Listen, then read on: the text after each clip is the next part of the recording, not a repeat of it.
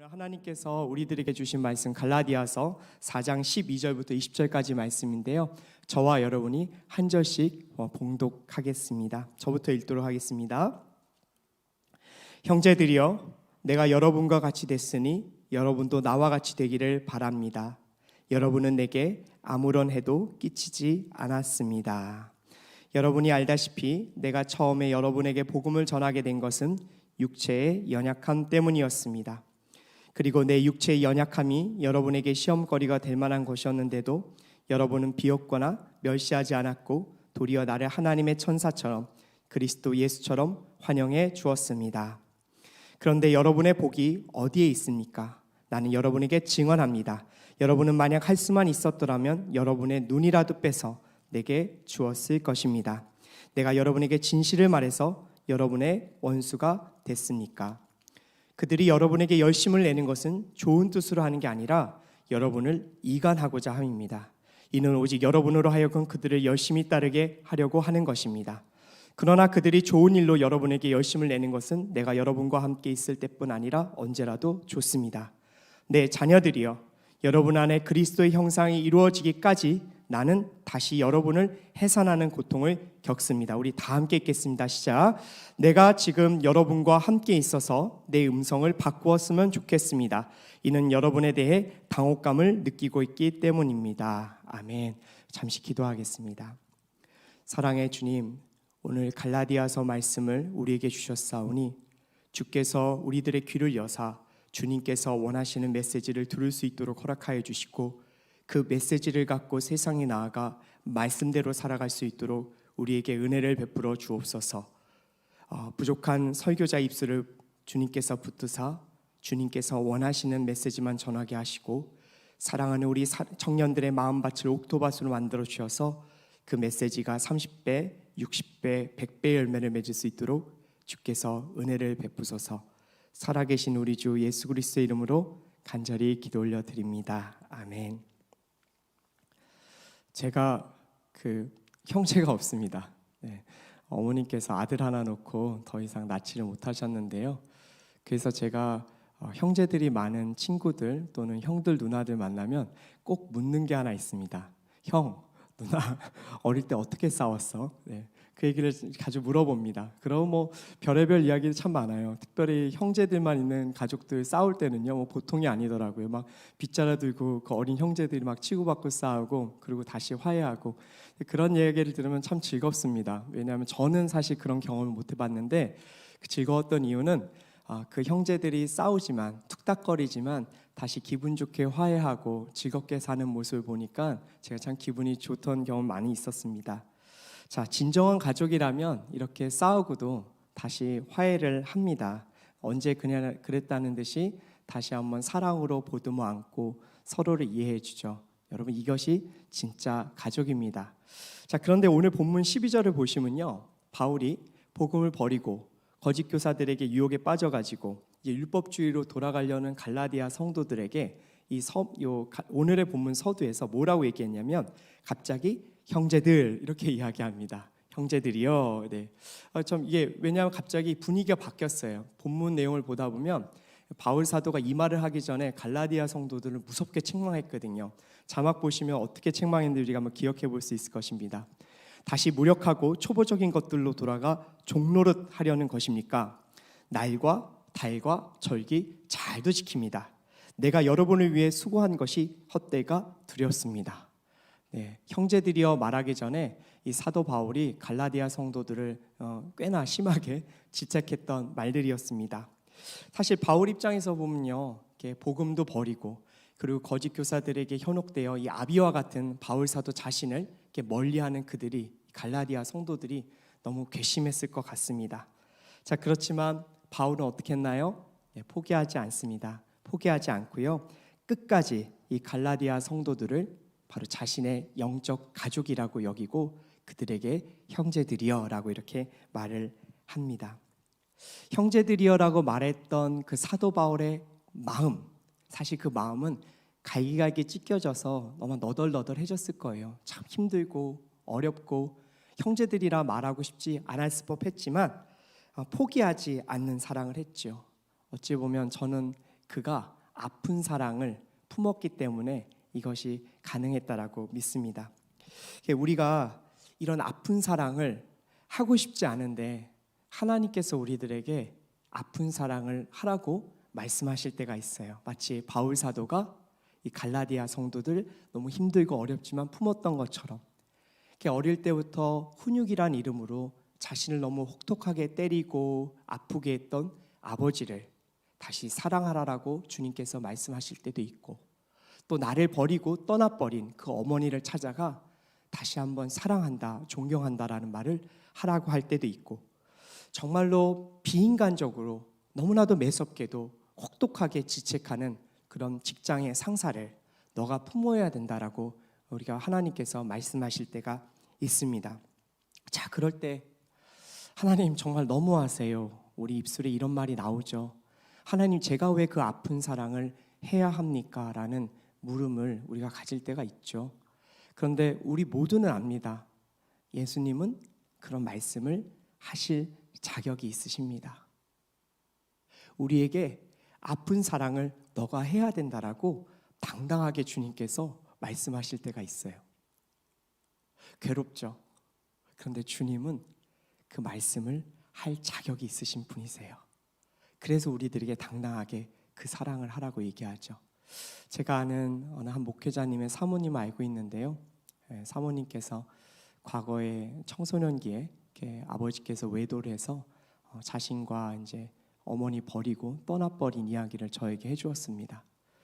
어떻게 살고 있는지 궁금하지도 않고 참 너무나 가슴 아픈 기억이기 때문에 돌아보고 싶지 않았는데, 어느 날 그 아버지 지인으로부터 전화가 온 거예요. 그래서 전화를 받았더니 아버지가 쓰러지셨다고, 누군가 도와줘야 되는데 도와줄 사람이 없다라고 그 큰딸한테 전화가 왔더라고요. 큰딸이 속이 터지죠. 정말로 그렇게 가족들 버리고 떠나버린 아버지를 내가 다시 품어야 하나. 근데 치료비 다 들고 그 병원으로 달려갔다고 합니다. 병원으로 달려가서 아버지 치료비 내드리고 수술받게 해드리고 아버지 회복하시는 모든 모습을 보고 집으로 돌아왔다고 하더라고요. 근데 그 사모님께서 그 이야기를 할 때 그 얼굴 가운데 과거의 아픔 때문에 정말 고통스러운 얼굴도 있었지만 그 얼굴에는 자유함이 있었어요. 비록 아버지가 그렇게 했음에도 불구하고 저는 예수님의 말씀대로 이 아픈 사랑을 실천했다라는 그 자유함. 여러분, 이 자유함을 가지니까 그 사모님의 얼굴, 맨 마지막에 저하고 대화를 마치면서 하셨던 그 사모님의 얼굴에는요, 환한 얼굴이 그 앞에 보이더라고요. 여러분, 이것이 아픈 사랑을 했던 사람들이만이 가질 수 있는 은혜인 것 같습니다. 여러분, 주변에 오늘 바울 사도처럼 형제들이여라고 이렇게 말해야 될 분들이 혹시 있으십니까? 있을 것입니다. 아픈 사랑을 해야 될 분들이 있을 거예요. 여러분, 이 아픈 사랑을 할 때, 해야 할 때, 여러분 해야 한다면 여러분 물러서지 않았으면 좋겠습니다. 내가 아픈 사랑을 통해 주님의 그 은혜를 더욱더 느끼고, 그리고 그들에게 주님의 모습을 보여줄 굉장히 중요한 기회이기 때문에 그렇습니다.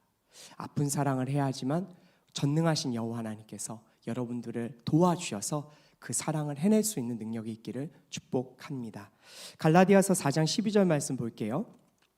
형제들이여, 내가 여러분과 같이 됐으니 여러분도 나와 같이 되기를 바랍니다. 여러분은 내게 아무런 해도 끼치지 않았습니다. 여기 계신 많은 분들이 정말 복음을 전해서 함께 교회를 나오고 싶은 가족들도 있고 친구들도 분명 있을 줄 믿습니다. 참, 그런데 참 이상해요, 여러분. 그렇게 우리들에게 따뜻하게 다정하게 대하는 가족 친구들이요, 예수님 이름만 꺼내면 그렇게 확 변하는지 모르겠어요. 너무 차갑고 매섭게 쳐다보면서 너 왜 나한테 종교 강요해? 너나 잘 믿어. 나한테 강요하지 마. 나 착하게 살 거야. 이렇게 말씀하면서 여러분들이 이렇게 밀쳐내는 경우가 있지요. 여러분, 그때는요, 가족이라도 너무 서운해요. 절친이라도 너무 서운해요. 아니, 어쩜 그렇게 매몰차게 이야기할 수 있는지. 그리고 속으로 그런 생각하잖아요. 야, 내가 너를 위해서, 내 아버지를 위해서, 어머니를 위해서 얼마나 내가 간절하게 기도하고 복음을 전했는데 어쩜 이렇게 얘기할 수 있나. 그리고 이제 심지어는 끝에 그래, 알았어, 너 알아서 해라. 너 지옥 가든 천국 가든 난 상관없다. 이렇게 돌아설 때가 있지요. 네, 여러분 그런데 그러면 안 됩니다. 여러분 안 돼요. 왜 그런지 아시죠? 예수님을 믿고 안 믿고는요, 삶과 죽음이 갈리는 무서운 지점이에요. 여러분 이거는 성경에서 분명히 우리들에게 말하고 있어요. 예수님을 믿으면 사망이고 예수님을 믿으면 생명이고 그분을 믿지 않으면 사망의 길로 갑니다. 생과 사가 결정되는 그 지점에 바로 예수님이 있으시기에 우리가 아무리 힘들어도 그 복음을 전하는 것을 놓지 않아야 합니다. 자, 그렇기 때문에 우리는 복음 전함을 멈출 수는 없는데 여기서 한 가지 사도 바울이 우리들에게 가르쳐준 교훈이 있어요. 그 교훈이 무엇인가? 복음을 전하려는 그 분의 삶과 마음을 깊게 이해해야 된다는 거예요. 그분의 삶과 그분의 마음과 그분의 인생에 대해서 우리가 이해하지 못하면서 다짜고짜 그냥 예수님을 전하면 여러분 이거는 튕겨져 나올 수 있어요. 아무리 여러분 생명의 복음이라 할지라도요, 그것을 받아들일 준비가 되어 있지 않은 사람에게 그것이 전해졌을 때는 거부할 수밖에 없는 거죠. 그렇습니다. 그래서 12절 말씀에서요, 사도 바울이 뭐라고 얘기했냐면요, 갈라디아 교인들에게 내가 여러분과 같이 됐으니라는 표현을 합니다. 그러니까 내가 여러분과 같이 될 정도로 여러분들의 삶을 이해하고 여러분들에게 복음을 전했다는 말이에요. 자, 이것을 조금 더 구체적으로 알아보길 원합니다. 고린도전서 9장 21절 말씀 한번 보겠는데요, 우리 함께 읽겠습니다. 시작. 내가 그리스도의 율법 아래 있기 때문에 하나님의 율법을 떠난 사람이 아니지만 율법 없는 사람들에게 율법 없는 사람처럼 된 것은 그들을 얻기 위해서입니다. 다시 말씀드리면 바울은요, 복음을 전하기 위해서 율법 없는 갈라디아 이방인들처럼 너희들의 곁에서 너희들과 함께 삶을 살았다라고 이렇게 지금 이야기하는 것입니다. 그러니까 그들과 교제하며 그들과 먹고 마시며 친밀한 관계가 되고 그들의 눈높이에 자신의 눈높이를 맞추고 그들의 삶을 이해하고 나서 그들에게 정말 친밀한 관계 안에서 복음을 전했다라는 이야기입니다. 제가 며칠 전에요, 그 CGN TV를 보는데요, 그 우리 서울 어느 지역에서 위기 청소년 사역을 하시는 목사님의 그 간증을 들을 기회가 있었습니다. 그 목사님의 그 조그만 교회에 가출한 청소년들이 정말로 술 먹고 또 춥고 배고프고 이런 상황 가운데 그 목사님 교회에 모여서 안식을 갖는 것을 제가 들었습니다. 그러니까 갈 곳이 없는 거예요. 그러니까 배는 고픈데 그러니까 엄마처럼 늘 섬겨주시는 그 여자 목사님이 계시니까 그곳으로 가는 것이죠. 여러분 비행 청소년들 대해 보신 적 있으세요? 물론 대부분 비행 청소년들 착한 아이들 많습니다. 상처 때문에 그런 건데 하지만 또 그 중에는 거친 아이들도 있지요. 그런데 그 거친 아이들이 그 목사님과 함께 교제하고 거기서 먹고 자면서 생활하면서 아이들이 변합니다. 여러분 그러니까 나중에 어떻게 됐냐면요, 비행 청소년 아이들이 비행 청소년 친구들을 데려오는 거예요. 너무 교회가 좁고 이렇게 섬겨줄 수 있는 또 여력이 없으시니까 조금만 데려와라 해도요, 이 비행 청소년들이 너무 좋으니까 여기 목사님이 좋고 교회가 좋고 사랑이 있으니까 비행 청소년 아이들을 막 데리고 오는 거예요. 여기 오면 좋다고, 여기 오면 보호받을 수 있다고. 여러분 이게 전도죠. 여러분 이게 전도예요. 근데 여러분 왜 이것이 가능했겠는가? 바로 그 목사님이 그들과 함께 사셨기 때문에 그래요. 그들의 눈높이에서 그들을 이해하고 그들을 품으니까 가능했던 것이죠. 여러분 그래야 주님의 복음이 전달이 되는 것입니다. 예수님도 그러셨어요. 예수님도 하늘에서 주의 천사들을 통해서 복음을 전하실 수 있었어요. 환상을 통해서 그리고 주님의 천사들 보내셔 메시지만을 전할 수 있었는데 예수님 그러지 않으셨어요. 하늘의 보좌에서 직접 내려오셨어요. 이 땅에 태어나셨어요. 결혼식도 참여하시고 그리고 배고픔과 목마름도 경험하셨고요, 사랑하는 이를 떠나보내는 아픔도 경험하셨어요. 그분은 우리와 함께 사셨고 우리와 함께 되셨기 때문에 그분이 하시는 말씀이 우리들에게 들어오고 그 말씀이 역사할 수 있는 것입니다. 여러분 이것이 바로 복음 전함의 정말로 귀한 비밀이라고 생각합니다. 사랑하는 성도 여러분, 가끔 복음을 전해야 될 대상자가 우리와 너무 다를 때가 있잖아요. 술도 엄청 먹는 사람도 있을 수 있고 또 음란한 이야기만을 하는 사람들도 있을 것입니다. 저는 여러분들이 그런 분들일지라도 품었으면 좋겠어요. 여러분들의 눈높이가 아닌 그들의 눈높이에 우리가 맞춰봤으면 좋겠어요. 예전에 우리 대학 청년부에서 정말 열정적으로 섬기셨던 본부장님이 한 분 계신데요. 그 본부장님 설교에서 이런 내용을 들었어요. 저녁에 이제 설교 준비를 하고 있는데 청년 하나한테 전화가 왔다는 거예요. 완전히 술에 취해가지고 술집에서 전화한 거예요. 목사님 얘기 좀 합시다. 네, 그렇게 고래고래 소리 지르더라고요. 그럼 목사님 어떻게 하셨을까요? 네, 바로 뛰어가셨답니다. 네, 술집으로 뛰어가셨답니다. 가서 술은 마실 수 없으니까 물 한 잔 놓고 청년의 이야기 들어줬다고 합니다. 여러분 그 청년이 어떻게 됐을까요? 여러분 교회 왔죠. 네, 그 목사님 봐서라도 왔죠. 여러분 이것이 바로 복음 전함의 정말 진리라고 생각합니다. 사랑하는 성도 여러분, 복음을 전하고 싶은 또 친구들, 가족들이 있을 때 오늘 사도 바울이 이야기했던 것처럼 정말 그들과 같이 되었다라는 고백을 할 수 있을 만큼 친밀함과 사랑으로 품어주셨으면 좋겠습니다. 자, 12절 말씀 한 번 더 보겠습니다. 형제들이여, 내가 여러분과 같이 됐으니 여러분도 나와 같이 되기를 바랍니다. 여러분은 내게 아무런 해도 끼치지 않았습니다. 사도 바울 선생이 갈라디아 성도들에게 이렇게 말합니다. 나와 같이 되라고. 여러분 이 말은 참 쉽지 않은 말이에요. 여러분들 예수님 믿고 있는 것을 알고 있는 친구들과 또 여러분들의 동료들에게 야 어떻게 살아야 돼? 나처럼만 살아. 나같이만 살면 돼. 그러면 구원받을 수 있어요라고 이렇게 얘기하기 참 어렵잖아요. 근데 바울 사도는 그렇게 성도들에게 말합니다. 근데 어떻게 그렇게 할 수 있었을까? 전 두 가지 이유라고 봅니다. 첫 번째는 바울 사도는요, 그 바울 사도의 모든 인격과 모든 마음과 모든 생각을 오픈하고요, 정말 비밀이 없이 그들에게 솔직한 모습을 보여주었어요.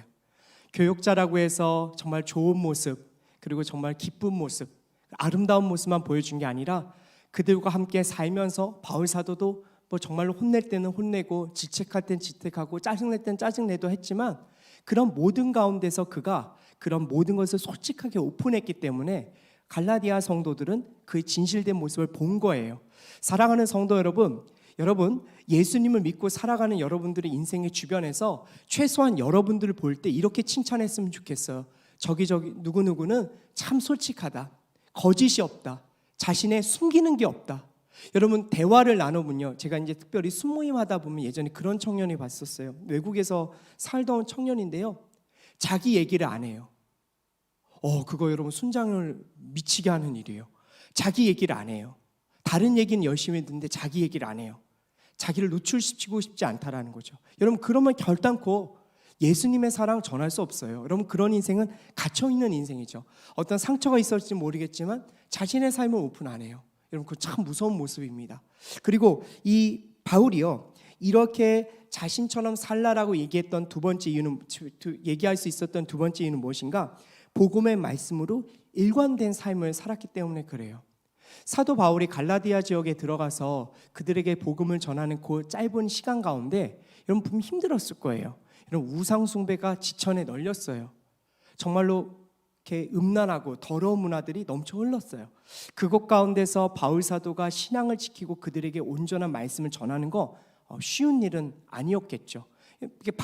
교회 밖에 나갔는데 전부 다 술집이고 뭐 전부 다 여러분 몸을 파는 여인들이 있고 이런 상황 가운데 그가 복음을 전하는 것 또 만만치 않았을 것이고 또 많은 청년들이 그런 것에 막 빠져 들어갈 때 얼마나 바울 사도가 질책했겠어요. 그러지 말라고, 그렇게 하면 안 된다고. 그러니까 거룩한 모습을 지켰던 것이죠. 그랬기 때문에 바울 사도가 오늘 갈라디아 성도들에게 나처럼 살라라고 이렇게 이야기한 것입니다. 여러분 복음을 전하는 건 말씀으로 전하는 것입니다. 그런데 동시에 삶으로도 전하는 것입니다. 여러분 삶으로 복음을 전했으면 참 좋겠어요. 그러니까 여러분들의 모습을 깨끗이 지킴으로써, 거룩하게 지킴으로써 여러분이 다른 이들로부터 존경받는 인생, 참 칭찬받는 인생, 그리고 저 사람이 믿는 예수가 무엇인지를 알게 해줬으면 참 좋겠습니다. 이것이 여러분 우리 갈렙 청년들이었으면 좋겠습니다. 그리고 이제 갈라디아서 4장 13절부터 14절까지 말씀 한번 읽겠습니다. 우리 같이 한번 읽도록 하겠습니다. 시작. 여러분이 알다시피 내가 처음에 여러분에게 복음을 전하게 된 것은 육체의 연약함 때문이었습니다.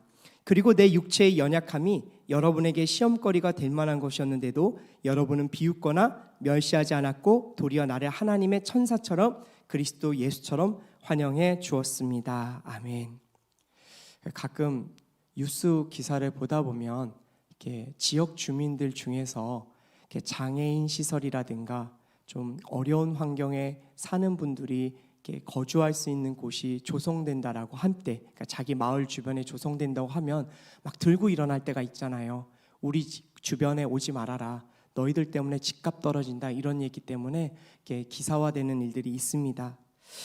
너무 이기적이죠. 참 이기적이죠. 그런데 간혹 그 마음들을 생각해보고 우리 자신을 보면 정말로 우리가 그들에게 이기적인 사람들이라고 말할 수 없다는 것을 알게 됩니다. 왜냐하면 우리 가운데도, 우리 마음속 중심에도 우리와 다른 사람, 그리고 왠지 수용할 수 없는 사람들을 볼 때 불편한 마음이 있는 것은 사실입니다.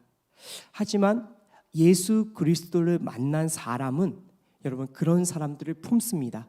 내가 수용하기 어렵고 내가 받아들이기 어려운 사람들을 예수님의 사람들은 품고 이해를 합니다. 자, 사도 바울은요, 육체에 가시가 있었다라고 고백을 해요. 육체의 가시가 무엇이었는지는 잘 모릅니다. 하지만 그 육체의 가시 때문에 사도 바울이 굉장히 괴롭고 힘들어서 하나님께 3번이나 그 가시를 좀 떠나게 해달라고 요청을 드렸습니다. 어떤 사람들은 이것을 안질환이라기도 하고요, 또 어떤 사람들은 이것을 간질이라고도 얘기를 합니다. 그렇지만 성경에는 구체적으로 나와 있지 않기 때문에 그것이 무엇인지는 모릅니다. 자, 여하튼 이렇게 바울이 너무 힘들어서 주님 앞에 이 가시가 떠나가게 달라고 요청했음에도 불구하고 하나님께서는 그 기도를 들어주지 않으십니다. 그리고 기도를 들어주지 않으시면서 바울 사도에게 했던 말은 바로 그 가시가, 그 육체의 아픔이 바로 너를 교만하지 않게 하고 너의 능력이 강하게 해주는 역할을 해줄 거라고 이렇게 이야기하시죠. 자, 어쨌든 간에 사도 바울은 갈라디아 지역에 들어갈 때부터 이 육체의 가시, 육체의 연약함이 있었습니다. 그런데 사도 바울로부터 예수 그리스도의 복음을 전달받은, 그리고 전했고 그것을 믿은 갈라디아 성도들은 바로 그때 사도 바울을 진심으로 사랑해 줍니다. 가슴으로 품어줍니다. 그리고 어느 정도로 이 사도 바울에게 사랑을 베풀었냐면 15절 말씀에 보시면 바울에게 눈이라도 빼줄 것 같은 희생적인 모습을 통해서 여러분 사도 바울을 위로하고 그를 진정한 지도자로 받아줍니다. 저는 갈라디아 성도들이 이런 사랑을요, 감정적인 사랑이라고 말씀드리고 싶지 않아요. 순간 이 사도 바울이 전한 복음 때문에 감격하고 기뻐서 사도 바울의 그 육체의 가시를 품어준 게 아니라 의지적인 사랑이라고 말씀을 드리고 싶습니다. 그러니까 의지가 감정을 뛰어넘어서 그 실천의 열매를 맺은 것이라고 저는 여러분들께 이야기하고 싶습니다. 왜냐하면 마음 내키지 않은 거 한다라는 게 보통 일이 아니거든요. 육체에 가시가 있는 그 사도 바울을 품는 것이 쉽지는 않았겠지만 의지를 갖고 정말 사도 바울을 주의 사랑으로 품었기 때문에 이 사랑은 감정적인 사랑이 아닌 것입니다. 아내가 이렇게 아기 똥기저귀 갈아줄 때 제가 옆에서 늘 부끄러움이 볼 때가 있습니다. 부끄러움이만 보는 게 아니라 저도 갈아줍니다.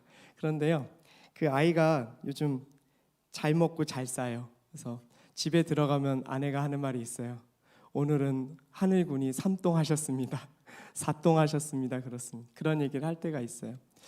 똥기저귀 갈아줄 때 아내가 아이에게 어떻게 하는가, 이제 모든 여기 있는 자매님들 다 엄마가 되시겠지만 이렇게 응가를 한 아이한테 꼭 해줄 말이 있습니다.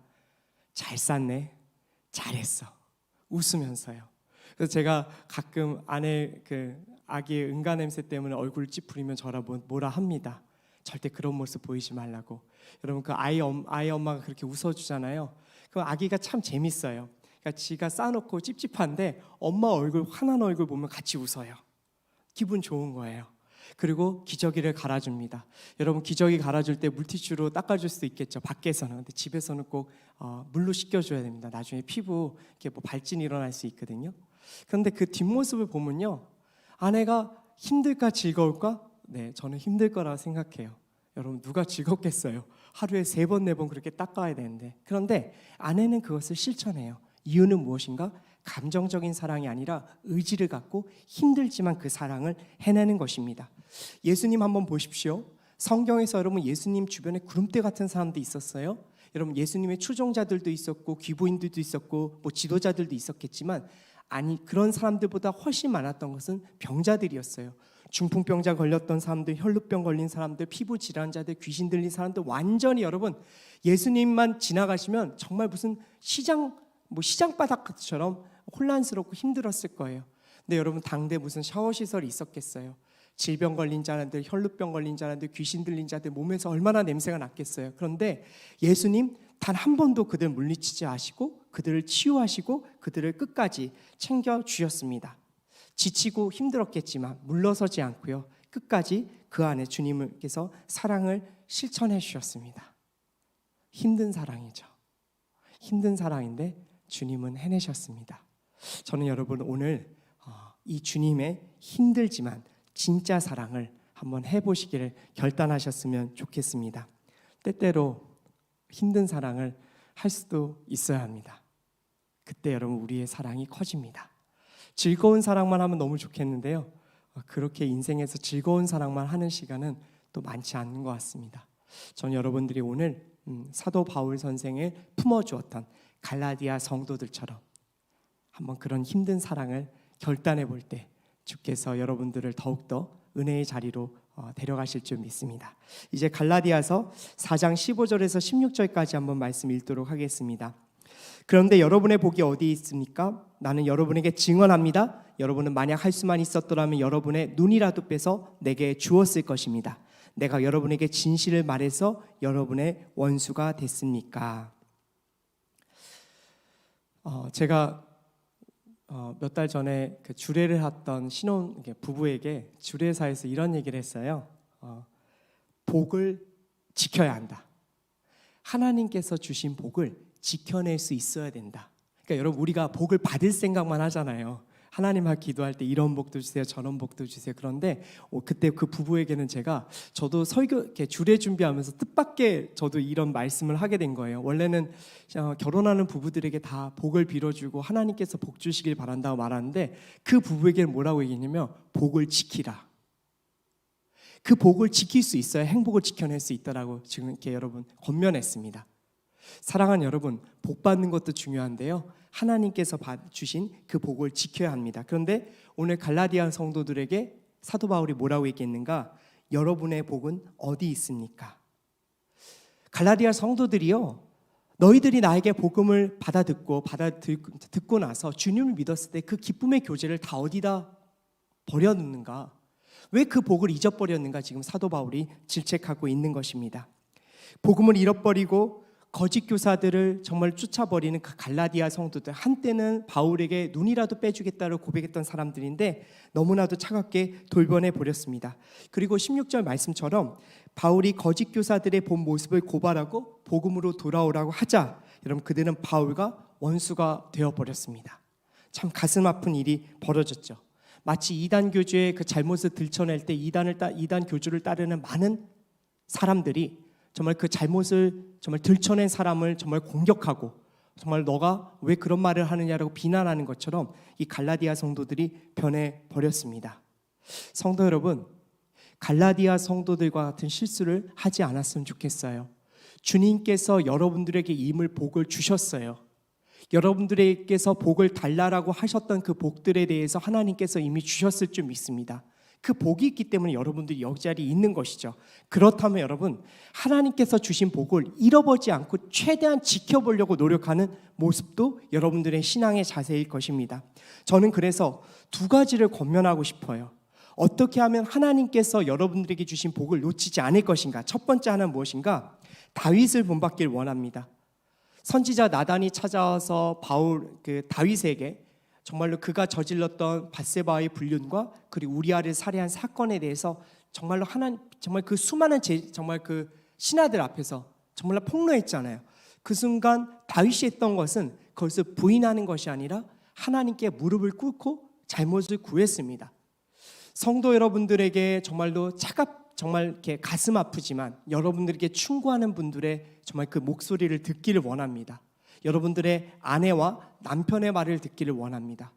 충고해주는 그런 진실된 말들, 여러분들의 생명으로 이끌어주는 그 말들을 여러분들이 정말로 가슴 깊이 기쁘게 받아들일 때 우리는 그 복을 놓치지 않게 됩니다. 두 번째는 무엇인가? 건강한 교회 자리를 여러분 꼭 지켰으면 좋겠습니다. 사도행전을 비롯한 바울의 모든 서신서들이 교회에 집중되어 있습니다. 교회가 너무나 소중하고 성도들이 그 교회 안에서 살고 성도들이 그 교회 안에서 신앙이 성장될 때만 하나님의 놀라운 구원의 역사가 펼쳐지기 때문에 바울 사도는 그렇게 권면합니다. 요한계시록도 마찬가지예요. 여러분, 인류 종말의 어마어마한 비밀을 담은 요한계시록의 서두에 7개 교회를 향한 예수님의 정말로 메시지가 담겨져 있습니다. 그래서 여러분, 이 교회는 너무나도 중요한 곳입니다. 코로나 상황 가운데 많은 청년들이 교회에 나오지 못하고 있습니다. 물론 건강상의 이유 때문에 못 나오시는 분들도 있지만, 그럼에도 불구하고 혹시 그 안에 게으름 때문에 나 교회 안 가고 그냥 영상으로 예배하고 싶으니까 그냥 나 안 갈래라고 생각하시는 분들도 있을 것 같아요. 여러분, 안 돼요. 저는 여러분 꼭 권면하고 싶어요. 여러분, 데이트가 1순위 아니에요. 여러분, 소개팅이 1순위가 아니에요. 등산이 1순위가 아니에요. 예배가 1순위여야 돼요. 여러분, 예배는 너무나도 소중한 하나님과의 교제의 자리입니다. 이 자리를 여러분들이 어떻게 지키는가가 여러분들의 신앙의 모습을 결정합니다. 주님은 자신을 정말로 찾고 전심으로 찾는 자들을 눈여겨보십니다. 여러분들이 그 자세로 이 예배의 자리를 지키길 원합니다. 여러분, 평생 이 교회의 자리에서 주님을 찬양하고 경배했으면 좋겠어요. 목사님, 주일에는 그럼 등산 가지 말라는 얘기입니까? 좀 세게 얘기해 드리고 싶은데요, 등산 가지 않고 교회를 지키세요. 등산은 천국 가서 하세요. 여러분, 그래도 안 늦어요. 하나님께 그때 부탁드리세요. 영원한 삶을 살면서 한번 등산해보고 싶다고 산 만들어 주실 거예요. 여러분, 여러분들의 1순위, 지켜야 될 1순위 예배의 자리예요. 우리 갈래 청년 여러분, 이 자리를 지금 늘 꾸준히 지키시는 분들 잘하고 계신 것입니다. 하나님께서 은혜를 베푸실 거라 믿습니다. 여러분, 어떤 상황에서라도 예배의 자리를 지키길 원합니다. 자, 다음 말씀 읽겠습니다. 4장 17절부터 18절까지 말씀인데요, 제가 읽을게요. 그들이 여러분에게 열심을 내는 것은 좋은 뜻으로 하는 게 아니라 여러분을 이간하고자 함입니다. 이는 오직 여러분으로 하여금 그들을 열심히 따르게 하려고 하는 것입니다. 그러나 그들이 좋은 일로 여러분에게 열심을 내는 것은 내가 여러분과 함께 있을 때뿐만 아니라 언제라도 좋습니다. 사랑하는 성도 여러분, 신앙생활 하면서 중요한 게 있어요. 어떤 것이냐면요, 올바른 교육자 아니면 그렇지 못한 교육자를 분별해낼 수 있는 힘이 있으셔야 합니다. 왜냐하면 여러분들은 온누리 교회만 있지는 않으실 거예요. 또 결혼하고 이사하면 또 다른 교회들을 찾아가셔야 될 텐데, 그럴 때 좋은 교육자를 분별할 수 있는 힘이 있어야 되죠. 제가 오늘 그 방법을 좀 알려드리고 싶습니다. 자, 복음의 힘으로 예수 그리스도만을 따르는 교육자들은요, 자신의 추종자들을 만들지 않습니다. 정말로 목사님 너무 좋아요, 정말 목사님과 함께는 아골골짜기로 쫓아가겠다라는 그런 성도들 별로 반기지 않습니다. 왜냐하면 복음을 따르는 교육자는요, 그들의 따르는 모든 성도들이 주님을 바라보길 원하는 사람이기 때문에 그래요. 그런데 온전하지 못한 교육자들은 자신의 추종자들을 좋아해요. 그렇게 말해주는 사람들을 곁에 둬요. 그리고 그렇지 않은 교육 사람들은, 성도들은 멀리합니다. 여러분, 이것이 온전한 교육자와 그렇지 못한 교육자를 분별할 수 있는 방법입니다. 예수님도 그러셨어요. 여러분, 예수님이 오병이어의 기적을 행하고 수많은 사람들을 치유했을 때 사람들은 예수님을 왕으로 삼으려고 했어요. 그때 예수님은 마다하셨어요. 그 자리를 피하셨어요. 오히려 홀로 하나님을 만나러 가셨죠. 그리고 주님을 독대하셨습니다. 사도 바울은 어땠나요? 사도 바울이 고린도 교회가 분열됐다는 소식을 듣고 이 고린도 전서를 썼잖아요. 그때 뭐라고 얘기했죠? 고린도 교인들이 그랬어요. 나는 바울파다, 나는 아볼로파다, 나는 게바파다, 나는 그리스도파다. 그러니까 그 이름을 의지해서 뭔가 세력을 붙들려고 했었죠. 그런데 이때 사도 바울이 가장 먼저 누구를 공격했냐면, 아니, 바울이 십자가에 못 박혔습니까? 이렇게 얘기해요. 여러분들을 위해서 바울이 십자가에 못 박혔나요? 라고 얘기합니다. 이게 뭐죠? 지금 고린도 교회에서 분파를 이루는 사람들 중에서 자신을 추종하는 사람들이 가장 먼저 공격한 거예요. 봐도 사울처럼 훌륭한 분이 없어라고 얘기하는 사람한테 바울이 십자가에 못 박혔으니까 여러분들이 왜 나를 추종합니까? 예수님을 추종해야 되죠. 이렇게 얘기해요. 바울은요, 철저하게 자신을 추종하는 세력들을 밀어내버렸어요. 그리고 그들의 모든 시선이 주님 앞으로 갈 수 있도록 만들어 준 거죠. 여러분, 이것이 온전한 교육자의 모습입니다. 사랑하는 여러분, 그런 교육자를 쫓게 되길 원합니다.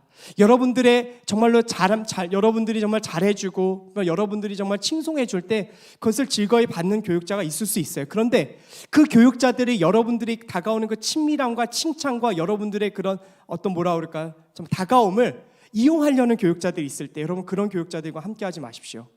여러분, 굉장히 위험합니다. 그래서 여러분, 사도 바울이 이제 가르쳐 주는 게 있어요. 뭐냐면, 그러면 거짓 교사들은 어떻게 그 성도들을 이용하는가? 이 거짓 교사들은요, 자신에게 열광하는 자를 찾아요.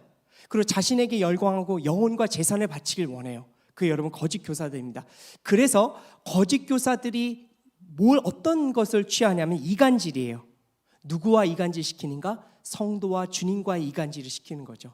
그것에 열심을 내는 것입니다. 왜냐하면 예수님과 그들 성도가 떨어져야 정말 그 틈을 비집고 들어가서 그 거짓 교사들이 정말 세력을 확장할 수 있기 때문에 그렇습니다. 그래서 처음부터 예수님을 그러면 이제 이 거짓 교사들이 그럼 처음부터 이간질하기 위해서 나를 따라라, 내가 예수다라고 말하나요? 그렇진 않아요. 여러분, 사탄은 바보가 아니에요. 여러분, 사탄은요 인간의 지혜를 뛰어넘습니다.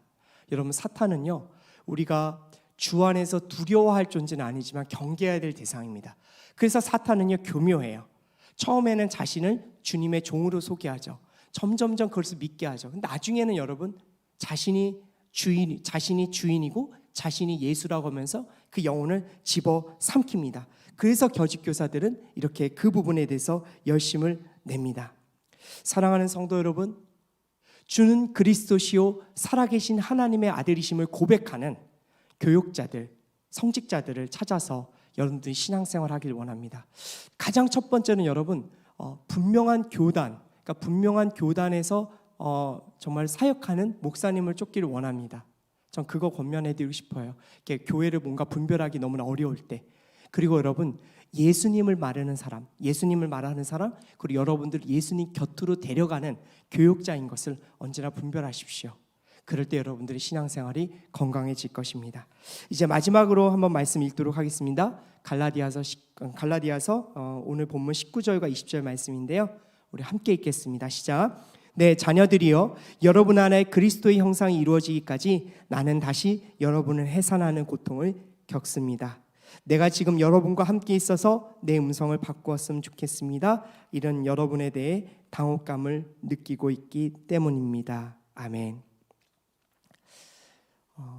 아이를 둘, 셋, 넷 낳는 가정들 한번 보신 적 있으십니까? 네. 참 저는 아이가 지금 둘 있지만 셋 있는 가정이 너무나 놀랍고요. 넷 있는 가정들 보면 너무나 신비합니다. 특별히 그 엄마의 마음을 참 놀라워요. 그 해산의 그 아픔. 저는 그 아내 출산할 때 분만실에서 같이 봤거든요. 첫째 날 때 또 둘째 날 때 보면요, 그 정말 그 온몸이 찢어져서 안에 아이가 나오는 거예요. 엄마가 거의 죽는 거죠.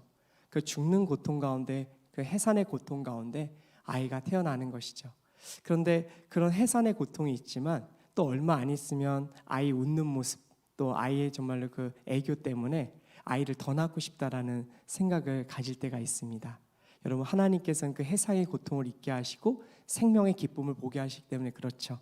그런데 오늘 사도 바울은요, 바로 그리스도의 형상을 정말 그들에게 갖게 하기 위해서 해산의 고통을 다시 한번 겪겠다라고 이야기합니다. 그러니까 생명을 잉태하기 위해서 그 고통을 감수하겠다고 결단한 것이죠. 여러분, 이게 진짜 그리스도의 사랑입니다. 제가 지난달에 낙태반대 운동 참여를 했었는데요. 여기 성도분들 참여한 분도 계시는데 그 낙태반대 운동을 이끄시는 목사님이 서윤아라는 목사님이십니다. 서윤아 목사님이 미혼이세요. 그래서 제가 깜짝 놀랐어요. 저는 우리 서윤아 목사님께서 아이도 낳고 가정을 가지신 분인 줄 알았더니 아이를 낳지 아직은 미혼이시라고 하더라고요. 그러면서 저한테 했던 얘기가 미혼인데 낙태반대 운동하는 거 보고 놀라셨죠? 이렇게 얘기하시더라고요. 그래서 참 놀랐었습니다. 근데 이제 그 서윤아 목사님께서 그 낙태반대 운동을 시작했던 이유가 크리스마스 날, 정말 거룩한 날, 예수님께서 오신 이날 많은 청년들이 그 사랑이라는 그 이름 아래 수많은 사람들이 육체의 쾌락을 저지르고, 그래서 여러분 그 낙태율이 언제 올라가는 줄 아세요? 크리스마스 이후에 아이들이 많이 사라진다고 합니다. 그러니까 그 현실을 목도하시고 서은하 목사님께서 바로 그 일을 시작하신 것입니다. 40일 동안 홍대 앞에서 비가 오나 눈이 오나 그 자리를 지키셨습니다. 여자 목사님인데 단 한 번도 그 자리를 떠나지 않으시고 그 사역을 해냈습니다. 저는 그 목사님이 그 일을 해내셨던 이유는 무엇인가?